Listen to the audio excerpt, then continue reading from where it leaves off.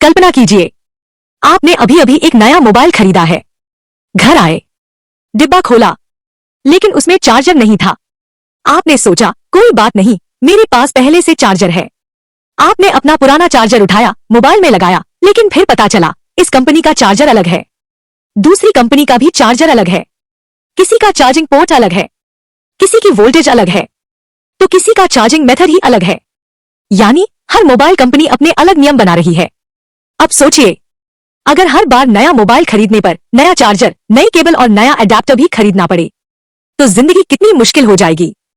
लेकिन एक समय ऐसा सचमुच था, और वह मोबाइल की दुनिया में नहीं, बल्कि कंप्यूटर नेटवर्क्स की दुनिया में था। शुरुआती दिनों में एक कंपनी का कंप्यूटर दूसरी कंपनी के कंप्यूटर से बात ही नहीं कर पाता था, और यही समस्या आगे चलकर दुनिया के दो सबसे महत्वपूर्ण नेटवर्किंग मॉडल्स, ओएसआई मॉडल और टीसीपी/आईपी मॉडल, के जन्म की वजह बनी। लेकिन आखिर ऐसा क्या हुआ था कि पूरी दुनिया को एक कॉमन नेटवर्किंग मॉडल की जरूरत पड़ गई? यही कहानी आज हम जानेंगे। चैप्टर 1, जब नेटवर्क्स एक दूसरे से बात नहीं कर पाते थे। आज अगर आप अपने विंडोज लैपटॉप से किसी लिनक्स सर्वर को डेटा भेजते हैं, या एंड्रॉइड फोन से किसी वेबसाइट को ओपन करते हैं, तो आपको कभी यह नहीं सोचना पड़ता कि सामने वाला डिवाइस किस कंपनी का है। सब कुछ आसानी से काम करता है। लेकिन 1960 और 1970 के दशक में कंप्यूटर नेटवर्किंग की दुनिया बिल्कुल अलग थी। उस समय आईबीएम अपने नेटवर्किंग रूल्स इस्तेमाल करती थी। ज़ेरॉक्स के अपने प्रोटोकॉल्स थे, डीसी के अपने स्टैंडर्ड्स थे, और लगभग हर बड़ी कंपनी अपने तरीके से नेटवर्क बना रही थी। यानी अगर किसी कंपनी ने आईबीएम का नेटवर्क लगाया, तो जरूरी नहीं था कि वह ज़ेरॉक्स के कंप्यूटर से कम्युनिकेट कर सके। हर कंपनी की अपनी भाषा थी, अपने डेटा फॉर्मेट्स थे, अपने कम्युनिकेशन रूल्स थे, अपने हार्डवेयर स्टैंडर्ड्स थे। ऐसा लगता था जैसे पूरी दुनिया में हर इंसान अलग अलग भाषा बोल रहा हो, लेकिन किसी के पास ट्रांसलेटर ही न हो। इसी समस्या को कहा गया इंटरऑपरेबिलिटी प्रॉब्लम। इंटरऑपरेबिलिटी का मतलब है अलग अलग सिस्टम्स का एक दूसरे के साथ सफलतापूर्वक कम्युनिकेट करना और मिलकर काम करना, और यही कंप्यूटर नेटवर्किंग की सबसे बड़ी चुनौती बन चुकी थी। साइंटिस्ट समझ चुके थे, अगर यही चलता रहा तो कंप्यूटर नेटवर्क्स कभी पूरी दुनिया में नहीं फैल पाएंगे। उन्हें एक कॉमन लैंग्वेज चाहिए थी, एक कॉमन रूल बुक चाहिए थी, एक ऐसा फ्रेमवर्क जिसे हर कंपनी फॉलो कर सके।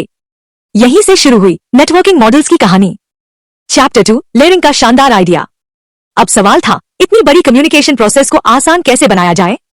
जब भी एक कंप्यूटर दूसरे कंप्यूटर को डेटा भेजता है, तो उसके पीछे बहुत सारे काम होते हैं। डेटा तैयार करना, उसका फॉर्मेट बनाना, कनेक्शन बनाना, एरर चेक करना, एड्रेस लगाना, और आखिर में उसे केबल या वायरलेस माध्यम से भेजना। अगर ये सारे काम एक ही जगह कर दिए जाए, तो पूरा सिस्टम बहुत कॉम्प्लेक्स हो जाएगा। तब रिसर्चर्स ने एक शानदार आइडिया दिया। उन्होंने कहा, कम्युनिकेशन को छोटे छोटे हिस्सों में बांट देते हैं, हर हिस्सा सिर्फ एक काम करेगा। इन्हीं हिस्सों को कहा गया लेयर्स। इसे एक कोरियर कंपनी से समझिए। एक व्यक्ति पार्सल पैक करता है, दूसरा एड्रेस लिखता है, तीसरा सॉर्टिंग करता है, और चौथा डिलीवरी करता है। हर व्यक्ति अपनी जिम्मेदारी निभाता है। इसी वजह से पूरी सिस्टम आसानी से चलती रहती है। नेटवर्किंग में भी यही कंसेप्ट अपनाया गया। हर लेयर की अपनी जिम्मेदारी होगी।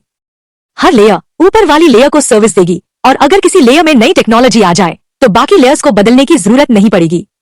यही लेयरिंग कंसेप्ट आगे चलकर आधुनिक नेटवर्किंग की नींव बन गया। चैप्टर 3, ओएसआई मॉडल की कहानी।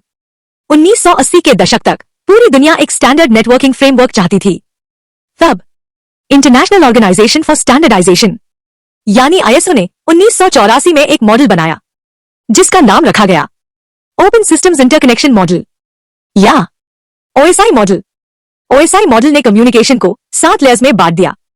Application layer, presentation layer, session layer, transport layer, network layer, data link layer, और फिजिकल लेयर।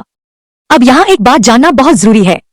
बहुत से स्टूडेंट्स सोचते हैं कि इंटरनेट आज भी ओएसआई मॉडल पर चलता है, लेकिन यह पूरी तरह सही नहीं है। ओएसआई मॉडल मुख्य रूप से एक रेफरेंस मॉडल है, यानी यह हमें सिखाता है कि कम्युनिकेशन को स्ट्रक्चर तरीके से कैसे समझा जाए। इसीलिए आज भी इंजीनियरिंग कॉलेजेस, यूनिवर्सिटीज और नेटवर्किंग कोर्सेज में ओएसआई मॉडल सबसे पहले पढ़ाया जाता है। लेकिन जिस मॉडल ने वास्तव में इंटरनेट को चलाया, उसकी कहानी अभी बाकी है। चैप्टर 4, टीसीपी/आईपी मॉडल और इंटरनेट का जन्म। जब दुनिया ओएसआई मॉडल पर काम कर रही थी, उसी समय अमेरिका में एक और प्रोजेक्ट चल रहा था। United states department of defence ऐसा नेटवर्क बनाना चाहता था जो अलग अलग नेटवर्क्स को जोड़ सके, जो भरोसेमंद हो और किसी एक कंपनी पर निर्भर न हो। कई वर्षों की रिसर्च के बाद 1 जनवरी 1983 को टीसीपी/आईपी प्रोटोकॉल स्विच को आधिकारिक रूप से अपनाया गया। इसी दिन को इंटरनेट हिस्ट्री का सबसे महत्वपूर्ण दिन माना जाता है। TCP/IP मॉडल में केवल 4 लेयर्स हैं: application layer, transport layer, internet layer और नेटवर्क एक्सेस लेयर।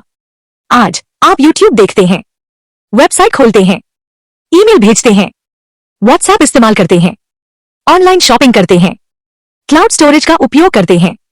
इन सब के पीछे TCP/IP की सोच काम करती है, यानी OSI हमें नेटवर्किंग समझाता है और TCP/IP असल दुनिया का इंटरनेट चलाता है।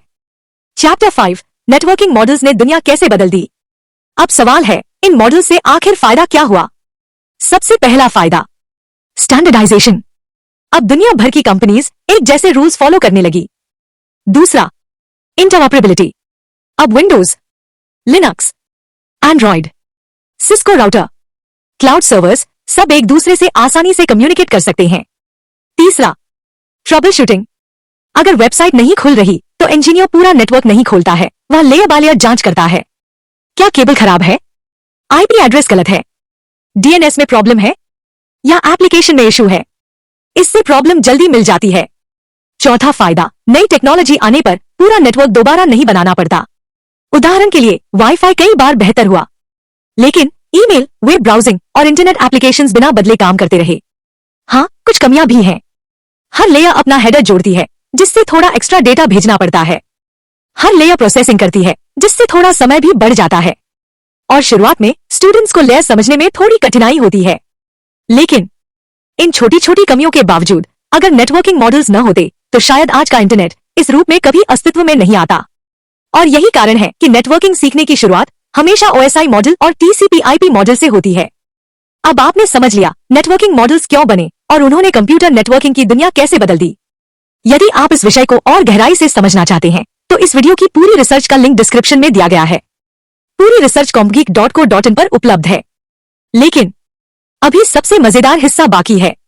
अगली वीडियो में हम OSI मॉडल की 7 लेयर्स को रियल लाइफ एग्जांपल्स के साथ समझेंगे। ऐसे एग्जांपल्स जिन्हें देखने के बाद OSI मॉडल शायद आप कभी भूलेंगे ही नहीं। अगर वीडियो पसंद आई हो तो लाइक कीजिए, चैनल को सब्सक्राइब कीजिए और बेल आइकन जरूर दबाइए। मिलते हैं अगली वीडियो में।